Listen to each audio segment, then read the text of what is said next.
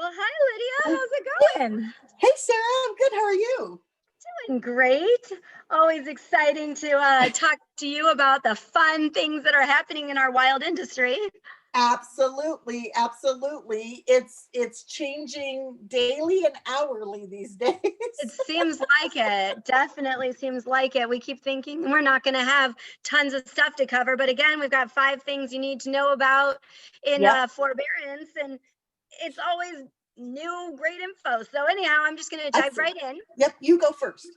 So we've talked about for the last 3 weeks, or 3 weeks makes a trend. And so for the last 2 weeks, we have seen some slight increases in forbearance counts and forbearance program counts. And that was after 25-week weekly decreases. So it kind of definitely made us pay a lot of attention. And so we wanted to know, what is this going to make 3 weeks a trend? Well, we Yep. remained completely flat this week. So it didn't go, it was completely unchanged. We remain at 5.54% of loans are in forbearance programs. That's about 2.8 million loans. And it's, so again, we'll see what happens next week. But essentially what has happened with those plan increases over those 2 weeks, and then this week was even more clear, is the initial forbearance stage that actually decreased. So we're having fewer people coming into a forbearance plan, but what we are seeing is increases in extensions and re-entries. Now, Yep. re-entries is still just above 2%. It's not a huge number, but nearly 78% of all the loans in forbearance are on extension right now. Yep. Yep. And the surging cases, a lot of these experts were saying, hey, maybe we'll see some more new entrances, especially as the clock ticks down. But we haven't really seen a whole lot the way that they had expected, given the caseloads. Right.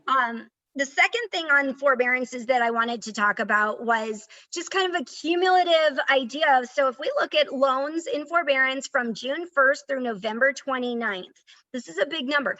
46% are of those loans, or of those, those borrowers are actually, they stayed either current, or when they left their forbearance plan, they made up the difference. So, we're looking at about 46% of everybody who is in forbearance is either caught up or remain current. Which is awesome. Which is great news. Yep. Now, one of the things though to notice is 13% of the borrowers that left their plan left without either figuring out a loss mitigation plan, which would be a refinance, a loan mod, something like that. So they kind of went out, and that's not very, very good.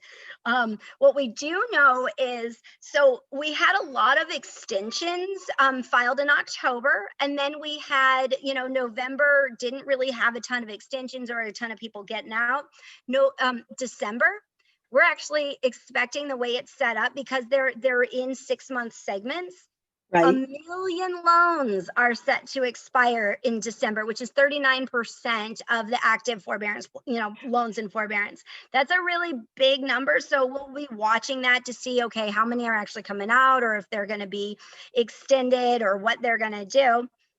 And then based on the way with those extensions and or with the kind of expirations, we're actually looking that about 165 or 175,000 will be expiring in January and February, and then over 500,000 in March. So we should be watching what happens over the next few months, because that does have a lot of people coming out. And so if you think about it, of the nearly 6.5 million homeowners that have entered a forbearance plan since the beginning of the pandemic, there's only 43% of those, or just under 2.8 million, are still in.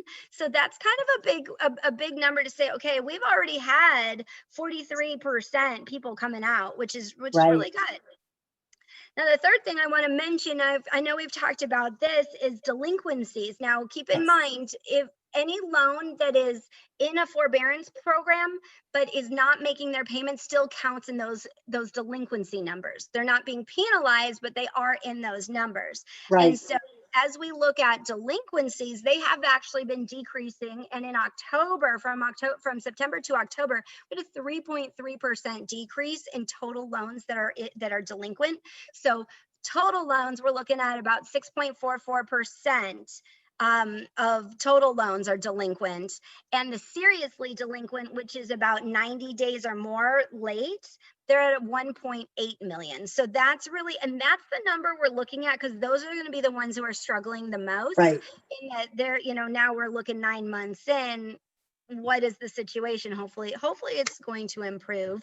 Yeah. And there is hope for those people. So There is they hope. they need to talk to someone about what are their options. That's the key thing. Yes. 100% agree with that. Absolutely. Yeah. They need to have those conversations. And then to look at the Arizona level, Arizona numbers. So our delinquency rate is 5.4%. The national, average is 6.4. So we're actually, we're not quite in the top quarter of performing states, but we're in the top 28%. So it's real close. And so we sit at number 14, and it's nice when we know that we are performing better, because we have in the past not done so well. Exactly. But there is more equity that we have too. So that should help some of those people.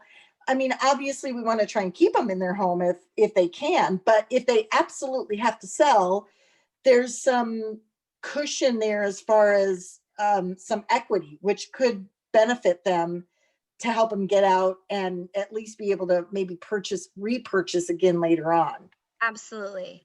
And I know last week, Lydia, you were talking about, don't panic sell because of those options. Yep. And so, that remains true. And I know, like, you were talking about some things and timelines, so I definitely don't want to talk about that. But, so talk about the panic sell too. Yeah, the panic sell is so important to not just throw your house into like an investor or an iBuyer of some kind, because obviously they're going to give you less than what you could do on the open market. And we've got such a low inventory right now. I think you said one of your other shows, you had said that we even dropped a little last week, right?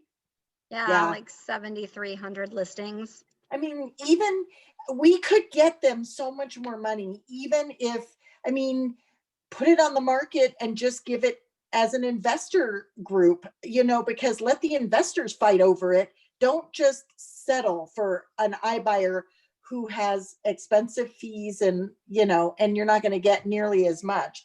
But Absolutely. I also did want to talk about how the servicing is changing too. So I work for a servicing company that, if someone gets into trouble and they have to foreclose, the servicing company is the one that manages the loans. So for a lot of the banks, and many of my inspections because of COVID have to be drive-bys basically. And I'm taking photos on the eyes and ears of the servicing company and the bank. And I have to write up a report on what I see. Is the house in good condition? Is it occupied? Is it abandoned? Those types of things is what they want to see. And normally when I get those inspections, I get them, I was getting a smaller amount back in like August, and then September, October came and I was getting tons of them. They've kind of slowed up again. But the other thing that's changed is that normally they give me an assignment and I have to get it to them the next day. It's like a 24-hour turnaround. Now I'm getting these assignments. This just started this week. I'm getting these assignments and they're giving me 2 weeks or 2 days to get those assignments in.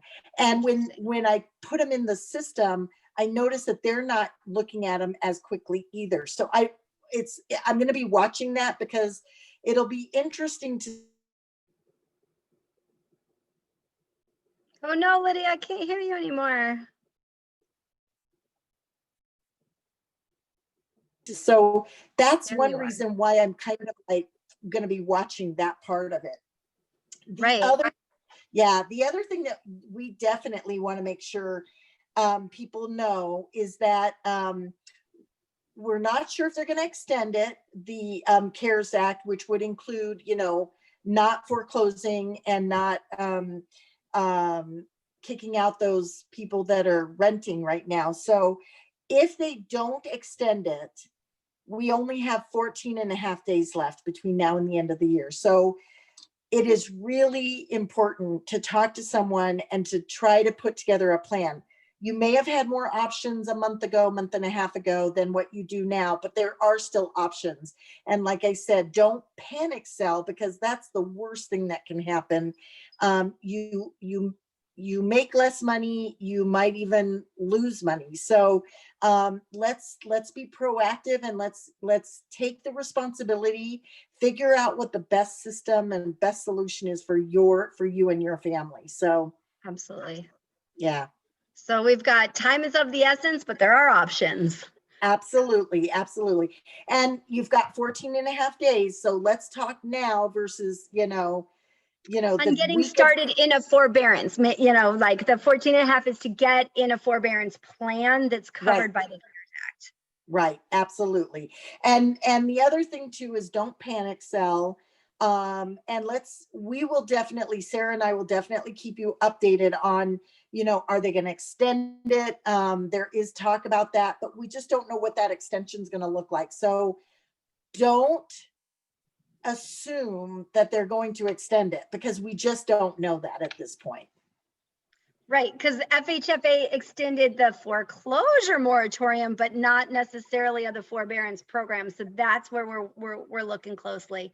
If you are on extension or currently in a forbearance plan, then whatever your servicer is telling you, yes, those are extending into the year. It's just whether or not how you get started with those protections.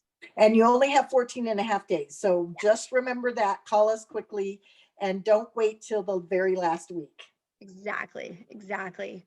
Well, thanks so much, Lydia. I really Sarah. appreciate your great info. And we'll I'm be sure doing we'll this again have next new week. information next week.